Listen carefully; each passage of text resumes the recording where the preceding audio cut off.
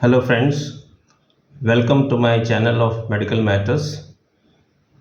आज हम आपसे बात करेंगे कोलेस्ट्रॉल के बारे में। नॉर्मल कोलेस्ट्रॉल जो आपको ब्लड रिपोर्ट में मिलता है वो क्या होता है और उसका क्या सिग्निफिकेंस है, हमें उसको क्यों परवाह करनी चाहिए।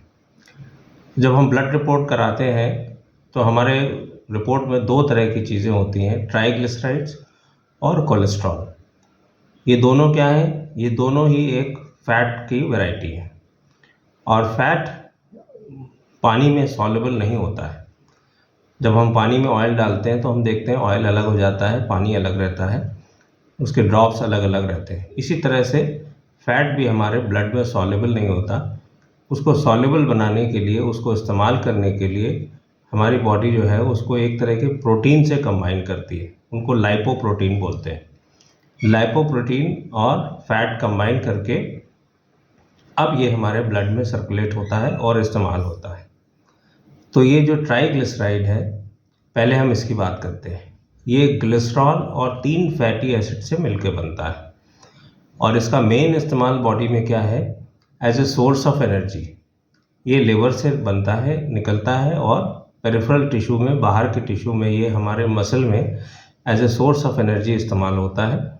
और अगर ज़्यादा होता है तो ये डिपॉजिट हो जाता है मसल में और फैट सेल्स में। हमारे ह्यूमन बॉडी में 98% of the fat is in the form of triglyceride. Triglycerides की तरह से ये फैट इकट्ठा होता है। तो ये तो दो रोल हैं ट्राइग्लिसराइड्स के। इसके बाद हम आप देखते हैं कोलेस्ट्रॉल। और कोलेस्ट्रॉल में भी हम देखते हैं कि ये 2-3 वैरायटी का है, एलडीएल, वीएलडीएल और एचडीएल, और एक और भी है आईडीएल बोलते हैं। तो low density lipoprotein kind of cholesterol, very low density and high density cholesterol, ये 3 तरह के कोलेस्ट्रॉल मेन हैं। और इनका रोल क्या है?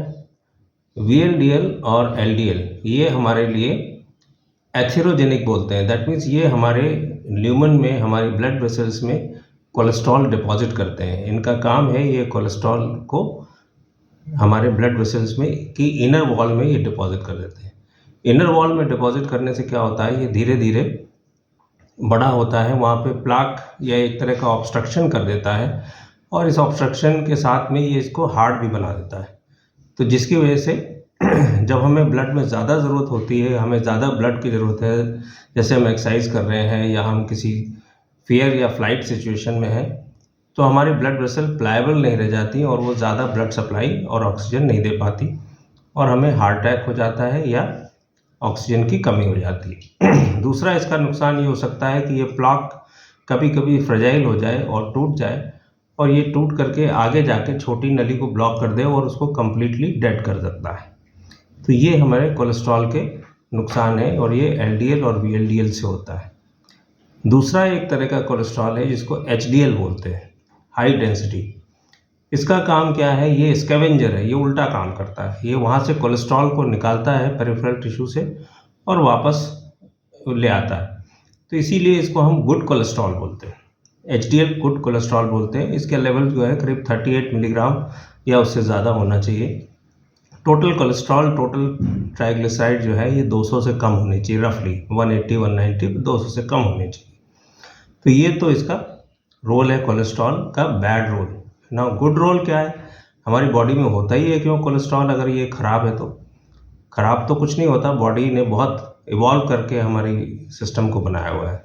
सो कोलेस्ट्रॉल यूज़फुल है हमारे लिए, सेल वॉल का हिस्सा है, हमारे हार्मोन्स का हिस्सा है और हमारे बाइल एसिड्स का हिस्सा है। और ये हमारी बॉडी में हो गई, चाहे हम इसको डाइट में लें या ना लें, बॉडी हमारी इसको एंडोजेनसली अपने आप बनाएगी। नाउ कोलेस्ट्रॉल जो है सिर्फ एनिमल फूड में पाया जाता है, प्लांट फूड में नहीं पाया जाता है। तो कई लोग स्ट्रिक्ट वेजिटेरियन होते हैं, वेगान होते हैं, मतलब वो एनिमल का दूध भी नहीं लेंगे, दही भी नहीं लेंगे, चीज़, कर्ड कुछ नहीं लेंगे, कुछ भी एनिमल से आता है तो वो नहीं लेंगे, वेगान है। उनकी बॉडी में भी कोलेस्ट्रॉल होता है। सो कोलेस्ट्रॉल हमारी बॉडी में बनेगा ही बनेगा, चाहे हम उसको खाएं या ना खाएं। अब बॉडी बैलेंस कैसे रखती है? बॉडी बैलेंस ऐसे रखती है कि कुछ जो हमें डाइट से मिलता है, कुछ हमारी बॉडी अपने आप बनाती है और कुछ बॉडी की इनहेरेंट हैंडलिंग कैपेसिटी होती है कोलेस्ट्रॉल को डील करने के लिए।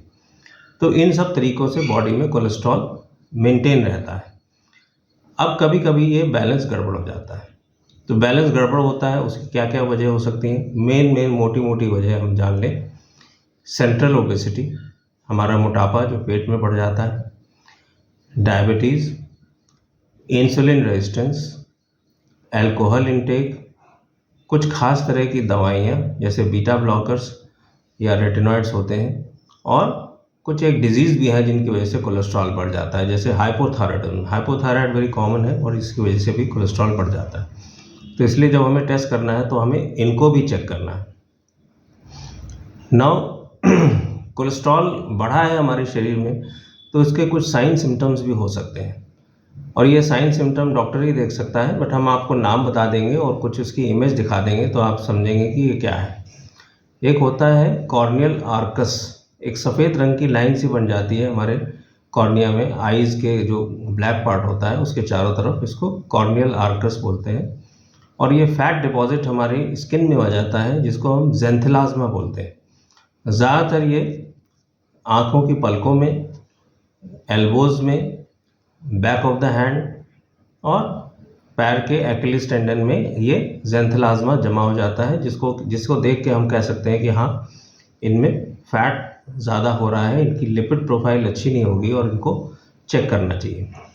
तो जो हम आम भाषा में कोलेस्ट्रॉल की बात कर रहे हैं वो मेडिकल भाषा में हम उसको लिपिड प्रोफाइल या डिसलिपिडीमिया बोलते हैं।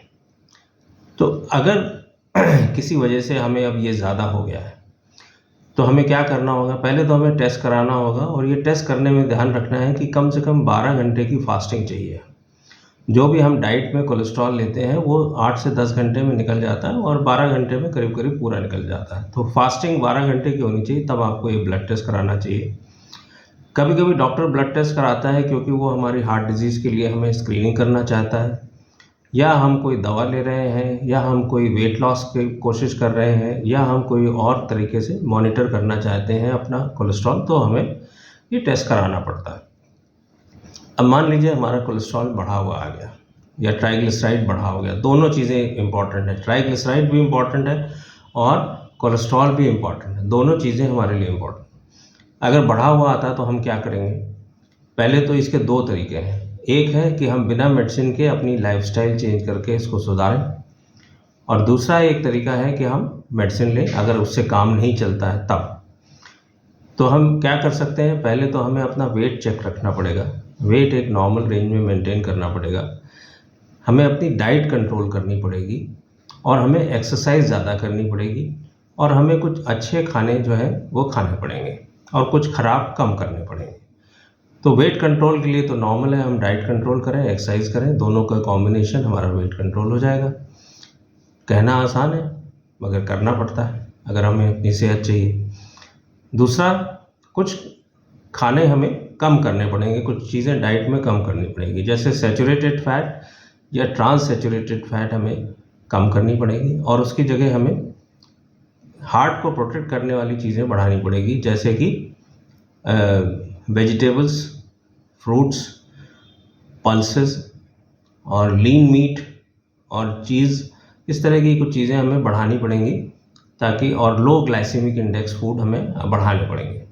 लो ग्लाइसेमिक इंडेक्स फूड क्या होता है, इनके बारे में एक वीडियो है, हम उसका लिंक दे देंगे, आप उसको देखिएगा। स्मोकिंग कम करनी पड़ेगी, हाइपरटेंशन चेक करना पड़ेगा, बिकॉज हमें ओवरऑल मैनेजमेंट करना है अपने शरीर का, हमें खाली कोलेस्ट्रॉल ऊपर नीचे नहीं करना है। तो स्मोकिंग भी हमें कम करनी पड़ेगी, हाइपरटेंशन भी चेक करना पड़ेगा, और हमें ऐसी डाइट लेनी होगी जिसमें फाइबर भी ज़्यादा हो, लो ग्लाइसेमिक फूड हो, फाइबर ज़्यादा हो। ऐसे करके हमें कोशिश करनी है, और इसका नतीजा जो है हमें कम से कम 3 से 4 हफ्ते में ही मिलता है, जल्दी नहीं मिलता। आप सोचिए जी हमने 4 दिन हो गया करते हुए, अभी हमारा रिजल्ट देख लें ज़रा क्या, तो कम से कम 4 हफ्ते आपको चाहिए। दूसरा, अगर हमें मेडिसिन लेनी है तो क्या लेनी है, leave that to doctor, but फिर भी हम कुछ बताते हैं। स्टैटिन ग्रुप ऑफ मेडिसिन ली जाती हैं, फाइब्रेट ग्रुप ऑफ मेडिसिन ली जाती हैं, फिश ऑयल लिए जाते हैं, नियासिन लिए जाते हैं, कोलेस्ट्रॉल एब्जॉर्प्शन इनहिबिटर्स लिए जाते हैं, बाइल एसिड सिक्वेस्ट्रेटिंग एजेंट लिए जाते हैं और इनकी काफ़ी कॉम्बिनेशंस में यूज़ होते हैं। ऐसा नहीं कि खाली एक दवा से एक क्लास से काम चल जाएगा, और इसकी भी रेगुलर मॉनिटरिंग करनी होती है। इसमें बहुत सारे साइड इफ़ेक्ट्स होते हैं। एक्सपर्ट डॉक्टर और स्पेशलिस्ट डॉक्टर के सुपरविजन में ही ये लीजिएगा, अपने आप कभी मेडिसिन को ट्राई नहीं कीजिएगा। दूसरा एक वर्ड हम बताना चाहेंगे, एग और कोलेस्ट्रॉल में काफ़ी लोगों को कन्फ्यूज़न होता है। तो एग बहुत आइडियल प्रोटीन है, बहुत आइडियल फूड है, बस इसमें कोलेस्ट्रॉल थोड़ा ज़्यादा होता है, वो भी येलो पार्ट में होता है। तो कोलेस्ट्रॉल इसमें 200 से 250 मिलीग्राम होता है, जो हमारे पूरे एक दिन का कोटा है। तो अगर हम अंडे कभी कभी खाते हैं या दिन में एक खाते हैं तो हम पूरा येलो खा लें, पूरा एग खा लें, हमें कोई दिक्कत नहीं होगी। मगर हम अंडे का ज़्यादा शौक़ है, हम प्रोटीन कर लेना चाहते हैं, बॉडी बिल्डिंग करना चाहते हैं, हम 5 से 10 अंडे खाना चाहते हैं, तो हमें फिर येलो इसमें से निकाल देना चाहिए, या एक येलो यूज़ कर लीजिए, कोई बीच का रास्ता रखिए, एक येलो डाल लीजिए, बाकी बिना येलो के खा लीजिए, तो आपको टेस्ट भी मिल जाएगा, कोलेस्ट्रॉल भी कम हो जाएगा। तो इस तरह से करके हमें, but fried food, fast food, हमें इसको बचाना है। ऑर्गन मीट्स बचाना है, रेड मीट बचाना है जिनमें कोलेस्ट्रॉल होता है, और बाकी overall management of diet, weight, exercise, quitting smoking, these are the things which are important. Thank you. Any query, you please ask me in comments.